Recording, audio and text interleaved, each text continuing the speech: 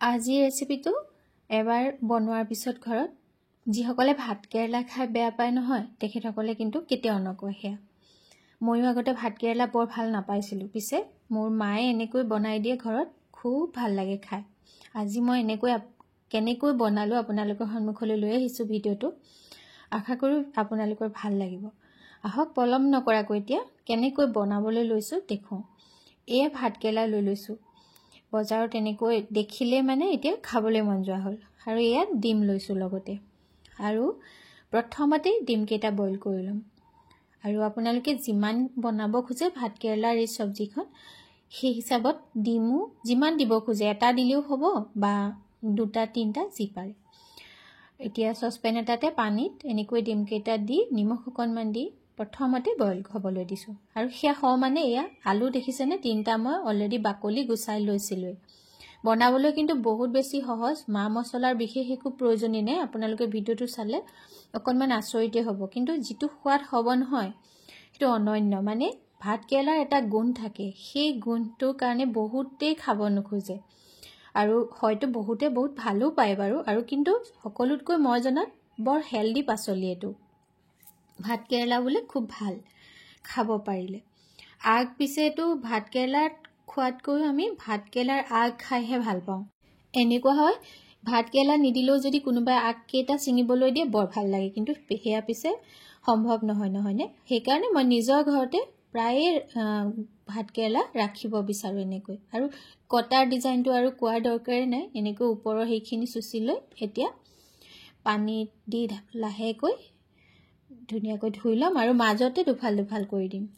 আৰু এটা ধৰণে ভাতকেৰেলা বনাব পাৰি, মই আন এটা ভিডিঅ'ত বাৰু লৈ আহিম আপোনালোকৰ সন্মুখলৈ, সেইমতেও খাই ভাল লাগে। আৰু এইখিনি বাকলি গুচাই লৈছোঁ। এতিয়া ছিজন ভাতকেৰেলাৰ, যিহেতু আগৰ পৰা একেবাৰে ভাতকেৰেলালৈকে খাব লাগে। আৰু ভাতকেৰেলা পাচলিটো খুব বেছি স্বাস্থ্যসন্মত বুলি কয়। আলুকেইটাও ধুই পখালি ল'লোঁ। এতিয়া এয়া মই মচুৰ দালি ভিজাই থৈছিলোঁ, ধুই পখালি ল'লোঁ।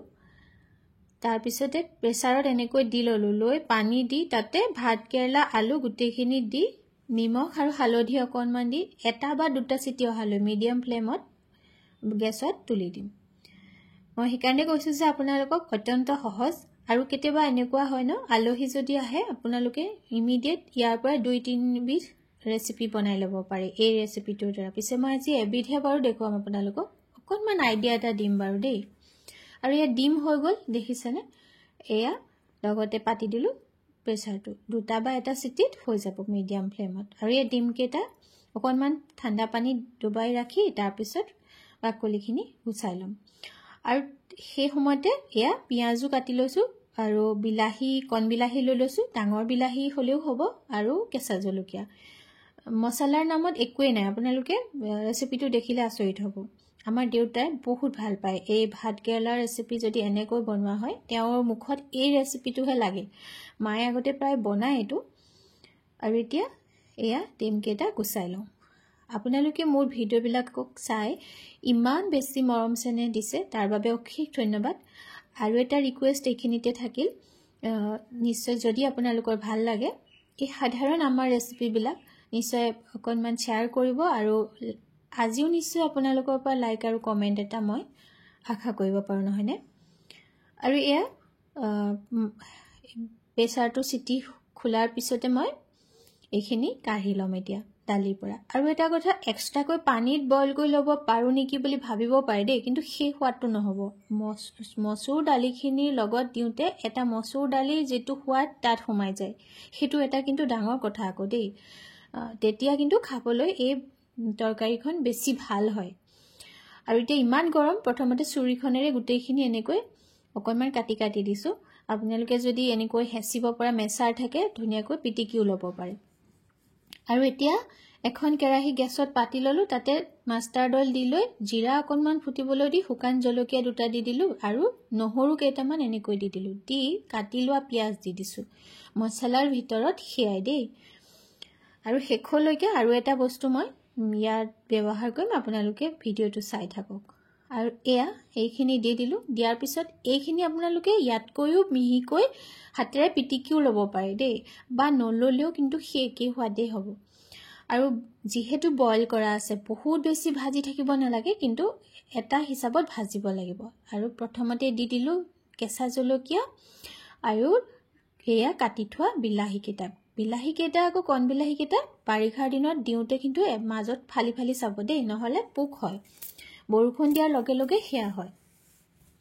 আৰু এতিয়া এঢাকোন দিয়াৰ পিছত এয়া দেখিছেনে অকণমান তলত এনেকৈ মানে আলুখিনি খুব ধুনীয়াকৈ সিজি যায়তো, সেইকাৰণে অকণমান লাগি ধৰা নিচিনা হয়। পিছে দিয়ে যাব নালাগে আকৌ দেই, ফ্লেমটো ল' কৰিব লাগে। আৰু সেয়া যে ডিম বইল কৰি লৈছিলোঁ ৰুকনি এখনেৰে মই এনেকৈ ৰুকি দিছোঁ। আৰু যদি ভাবে আপোনালোকে হাতেৰে পিটিকি দিলে নহ'বনে, হৈ যাব, হাতেৰে পিটিকি দিলেও হ'ব, মিলিবহে লাগে।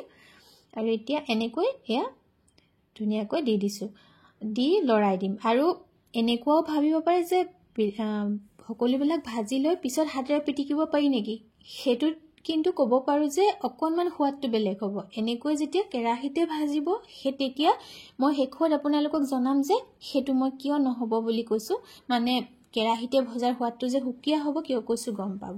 আৰু এতিয়া দি দিলোঁ অকণমান নিমখ আৰু গৰম মছলা। গৰম মছলা নিদিলেও হ'ল হয় যদি ধনিয়া পাত থাকে। মোৰ ওচৰত ধনিয়া পাত নাছিল, যদি আপোনালোকৰ ওচৰত ধনিয়া পাত থাকে গৰম মছলা নিদিলেও খাবলৈ ধনিয়া দিলে বেছিহে ভাল হ'ব। আৰু খুব ভালকৈ এনেকৈ মিডিয়াম ফ্লেমত অলপ দেৰি লৰাইছোঁ। আৰু দেখিছেনে কেৰাহীখনৰ পৰা এৰা আহিছে, মানে পাক এটা হৈছে, খুব ধুনীয়া এটা মলমলীয়া গোন্ধ ওলাই এই সময়তে। আৰু শেষত একেবাৰে দেই এয়া আদা অকণমান ৰুকি দিলোঁ, তেতিয়া খাবলৈ এটা বহুত ধুনীয়া এটা সোৱাদ আহি যায়। আৰু আদাকণ দিয়াৰ পিছত আৰু ৰাখি থোৱাৰ প্ৰয়োজন নাই, একদম ধুনীয়াকৈ নমাই দিব পৰা হৈ যায়। এয়া দেখিছেনে, আৰু গোন্ধটো যেতিয়া এইকণ নমাব গোটেই মানে পাকঘৰটো মলমলাই থাকে। আৰু সেইকাৰণে কৈছোঁ খাবলৈও কিন্তু বহুত সোৱাদ। আৰু যদি ভাল লাগে ৰেচিপিটো শ্বেয়াৰ কৰিবলৈ নাপাহৰিব। তেনে সাধাৰণ এটা ৰেচিপি আজি লৈ আহোঁ দেই।